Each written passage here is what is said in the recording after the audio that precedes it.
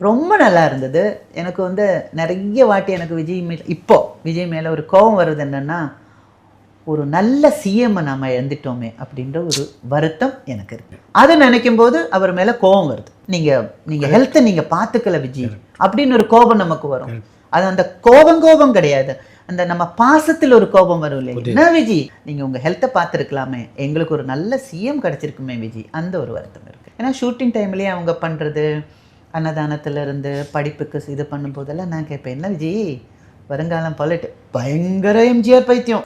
லொக்கேஷன்ல ஏதாவது படத்துல எம்ஜிஆர் ஐயா நல்லா இல்லைன்னு சொன்னா செத்தான். அந்த அளவுக்கு. அது நான் பார்த்தது 2 பேர். அவர் ஒருத்தர், டைரக்டர் விக்ரமன் ஒருத்தர். பயங்கர எம்ஜிஆர் ஐயா பைத்தியம். அப்போ சொல்லும்போது நான் கேட்பேன் அப்படின்னு. இல்ல, பட் எழுதியிருக்குன்னா கண்டிப்பா வருவேன் அப்படின்னா. பட் அப்போலேருந்தே அவருக்கு அந்த ஒரு என்னமோ ஒரு இது இருந்தது. அவர் பாலிடிக்ஸ்க்கு வருவாங்க அப்படின்ற ஒரு இது இருந்தது.